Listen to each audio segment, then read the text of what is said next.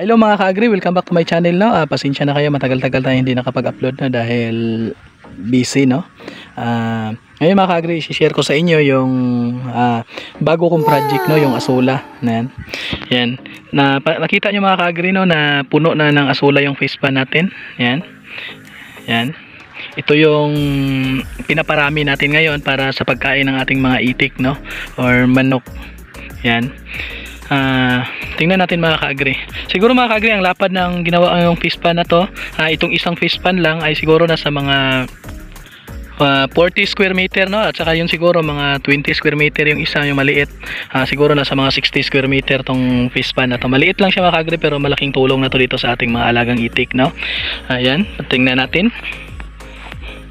Ito mga ka-agri, tingnan nyo ang tataba ng asula natin no. Punong-puno yung fish pan natin. Try natin kukuha no. Yan. Malalaman natin mga ka-agri na mataba siya dahil yung ugat niya ay medyo mataba no at saka mahahaba. Yan. Bali ito pala mga ka-agri, yung ano natin dito ay kunti lang to, siguro ang nilagay ko dito ay mga kalahating kilo lang no, pero sa ngayon sobrang dami na no. Nakakuha na tayo dito mga ka-agri ng mga ilang baldi na no, ilang timba na pinapakain natin doon sa ating mga itik no. Medyo marami-rami na rin nakuha natin dito at marami na rin tayong nabigyan dito ng mga kapitbahay na gustong magsimula dito sa asula no. Yan. Yan mga ka-agri, siguro mga ka-agri every other day makakuha tayo ng isang timba dito pakain ng ating mga itik no. At plano natin dito ay paramihin natin to no.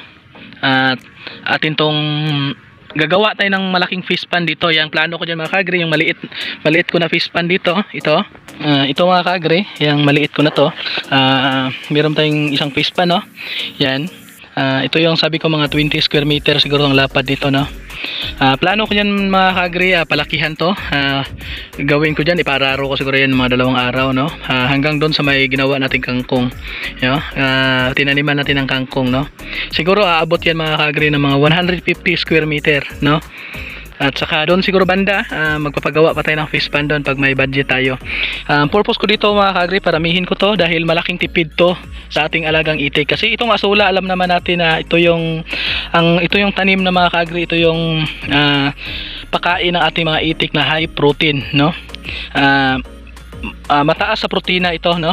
Alam naman natin ang pag high protein ay nakakapagpatulong sa pagpapaitlog ng ating mga itik no or manok o iba pa man no, yung asola no. Maganda to sa pagkain sa nagliliying na. Ang ginawa ko kasi dito sa akin mga ka-agri, yung itik ko ay pinapakain ko lang ng umaga at hapon no. Sa tanghali ito na yung pinapakain ko sa ating mga itik na nangingitlog, at saka pinapakain ko na rin ito yun sa mga itik natin na 4 months old no. Ito na rin pinapakain ko paminsan-minsan. Yung kangkong no, malawak yung kangkungan natin, siguro nasa 150 to 200 square meter din yan yung ang kangkungan natin. Ang ginawa ko kasi sa ating mga itik mga ka-agri para makatipid tayo sa pagkain, minsan yung saha ng saging, saba, kangkong, asola, yun yung pinapapaikot-paikot ko para makatipid tayo sa pagkain ng ating mga itik no. Laging tandaan mga ka-agri, pag hindi na siya pwede pakain ng kangkong at saka saha ng saging pag nangitlog na, yung mga nagpapagrow out ka pa lang, yung pinapalaki mo yung mga alaga mong itik, pwede ka maggumamit ng alternative na pagkain ng saha ng saging at saka kangkong. Itong asula naman to mga ka-agri, pwede ito ipapakain sa mga nagliliying na or yung nangingitlog na ng mga itik dahil high protein nga, nakapagpatulong para makapagtipid tayo sa pagkain no. Kaya sikapin natin to, paramihin natin. Gagawa tayo ng malaking fish pan no. Ang goal natin dito makakuha tayo ng mga kalahating sako sa isang araw. Gagawa tayo ng malaking fish pan mga ka-agri. Ito palakihan pa natin to. At saka gagawa pa ako doon ng isang fish pan doon malapit sa kapatid ko no. Yon sa dulo nitong mga saging na to no. Gagawa siguro tayo ng mga 300 square meter na fish pan no. Yun naman mga ka-agri, malakihan talaga tayo paggastos sa paggawa ng fish pan, pero malaking tipid to pag may asula na, malaking tipid to sa pagkain ng ating mga itik no. Yan. Gagawa tayo mga ka-agri mga alternative na pagkain na makakatulong sa ating mga alagang itik no. Ito pala mga ka-agri, pinupost ko rin to sa aking dito sa ating vlog no, sa Facebook page natin.